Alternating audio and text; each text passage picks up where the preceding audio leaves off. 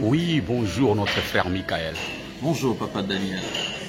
Merci pour les bonnes choses que Dieu a mis en toi et que nous sommes en train de bénéficier aujourd'hui. Merci. Donc voilà, rien que votre arrivée en Belgique, c'est une grande bénédiction pour nous. Merci beaucoup. Est-ce que vous constatez vraiment que vous êtes une bénédiction pour les enfants de Dieu en Belgique? C'est à vous plutôt de constater parce que humblement, je ne fais que servir. Quand on sert, on ne sent pas l'impact de son apport par rapport aux autres. Mais c'est quand les autres sentent que vous leur apportez quelque chose que c'est là qu'on comprend que l'on est une bénédiction. Si tel est le cas, je suis très heureux et je dirais aussi que la glorieuse dans son ensemble est aussi une bénédiction pour nous. Surtout que nous sommes dans la thématique de la détermination. La détermination donc qui est la vision de l'an 2023 à travers lequel chaque chrétien doit s'examiner et doit savoir quel objectif veut-il poursuivre et atteindre et comment il veut l'atteindre sur le plan physique, sur le plan spirituel. Et moi je suis très édifié, notamment aussi, surtout aussi parce que vous êtes l'un des meilleurs encadreurs. J'entends souvent l'orchestration de la glorieuse, je vois les images depuis Kinshasa. Merci et que Dieu vous bénisse aussi, Papa Daniel. Ok, merci beaucoup. En tout cas, moi je peux vous confirmer que vous êtes une grande bénédiction pour nous. Merci beaucoup. Donc voilà, nous avons encore une petite question. Je vous en prie. Voilà, arrivé en Belgique, vous êtes à l'église glorieuse de Jésus-Christ et vous y retournez au Congo. En fait, nous voulons savoir, est-ce que le fait d'y retourner aussi vite, est-ce que vous êtes vraiment dans la vitesse de la détermination? De retourner au Congo? Non, je pense plutôt que nous sommes dans la mission chrétienne, accompagner un très grand homme de Dieu de la trempe de Papa Charles Mboui, le docteur. C'est un privilège et c'est une bénédiction. Vous savez, la bénédiction s'arrache de plusieurs manières. Accompagner un homme de Dieu, c'est un chemin de purification, c'est un chemin de sanctification et c'est aussi une mission. Et cette mission, justement, on peut dire que ça s'inscrit dans la détermination parce que la détermination mène à la bénédiction, mène à la gloire, mène au couronnement. Et nous qui nous inscrivons dans ce schéma-là, nous cherchons à les arracher tant soit peu. Donc pour répondre un peu à votre question, c'est plutôt une mission qui, justement, quand ça s'applique avec détermination, avec vitesse, là que la mission sera une réussite. Ok. Est-ce que vous avez quelque chose à dire aux frères et sœurs que vous allez retrouver au Congo? Mes frères et sœurs, nous arrivons avec un message de Christ, un message de Christ que l'homme pasteur aura à partager avec vous.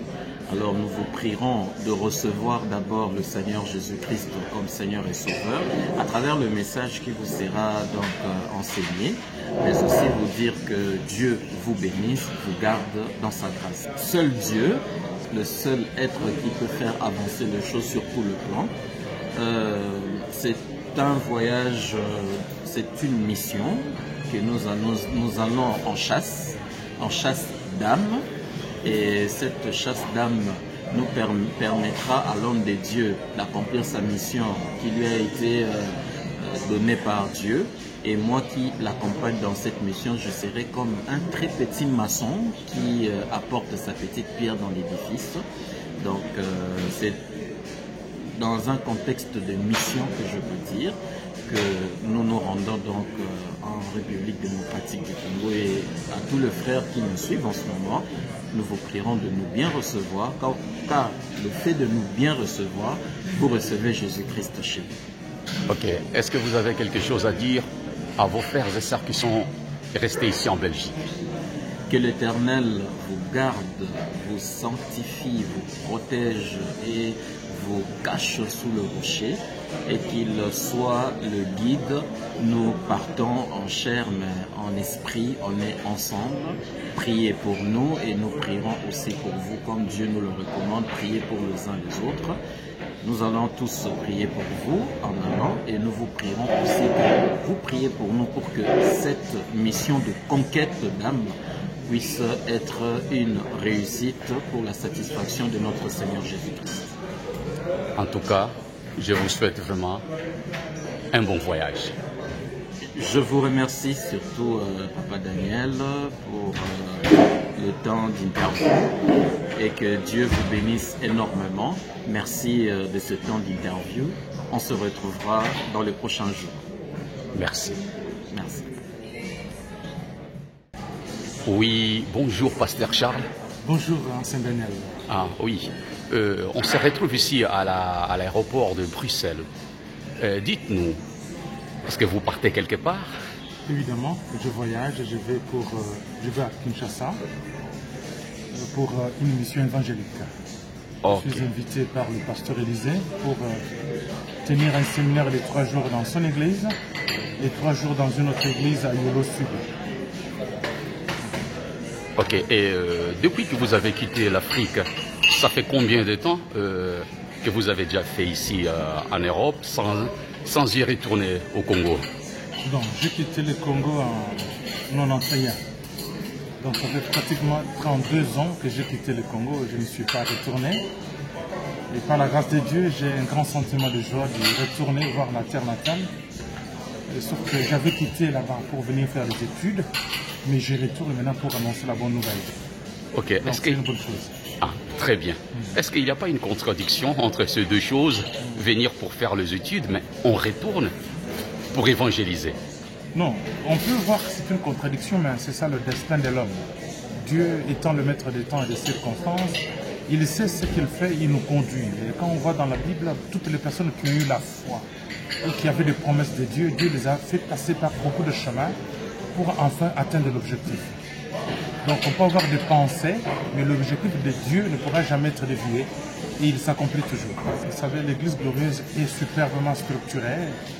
Il a des responsables, il a des anciens, des diacres qui ont de grandes responsabilités, des personnes très responsables, très outillées et très formées. Et non seulement les anciens, les diacres, il y a d'autres serviteurs qui sont responsables des départements et qui travaillent. Donc les choses sont bien faites, il n'y a pas à s'inquiéter ou je n'ai pas à m'inquiéter pour cela. Et tout en sachant que toute chose, c'est Dieu qui est le guide et le conducteur, le Saint-Esprit est au contrôle, il fait sans problème. Ok. Est-ce qu'à part ça, vous avez encore quelque chose à dire aux enfants de Dieu qui vont rester ici pendant tout le temps que vous serez au Congo? Évidemment, d'abord je veux leur dire que je les aime beaucoup. Le fait de partir et vous laisser pendant 9 jours, ça me manque. Parce que je vous aime, et quand on aime, on ne veut pas se séparer. Mais toutefois, Dieu est celui qui a décidé que je puisse aller annoncer la bonne nouvelle. Alors je vous prie donc de rester unis, demeurer déterminés par rapport à la vision de l'année, que chacun serve Dieu avec crainte et tremblement, avec dévouement, et que ce que nous sommes en train de faire ensemble puisse continuer sans problème, demeurer unis dans le Seigneur. Ok, et vous avez quelque chose aussi à dire aux enfants de Dieu qui sont au Congo, là où vous partez? Ben, chers chrétiens, chers enfants de Dieu, ça sera sûrement la première fois que vous allez me voir. Vous m'avez toujours suivi via notre page Facebook. Mais voilà que je viens là en chair et en os pour que nous puissions communier ensemble. Et j'espère que je serai pour vous une source de bénédiction et aussi un canal de bénédiction. Et je vous apporterai bien sûr la parole de la part du Seigneur. Et je suis convaincu que Dieu qui connaît le cœur qui sont de la rage est celui qui va vous donner une parole autant convenable. En tout cas, j'ose croire et c'est déjà une grande joie de vous voir bientôt ce soir. En tout cas, merci beaucoup, notre pasteur Charles Mpoyi. Nous sommes presque à la fin de notre interview, mais si vous avez encore quelque chose à ajouter, voilà, le temps vous a été accordé. Non, je vous aime tellement, comme je l'ai dit au début. Attendez-moi dans 9 jours, je vais revenir par la grâce de Dieu et on se reverra, on passera encore de bons moments ensemble. Mais servez le Seigneur avec crainte et tremblement. Merci. Merci beaucoup, Ancien Daniel, mes grandes salutations.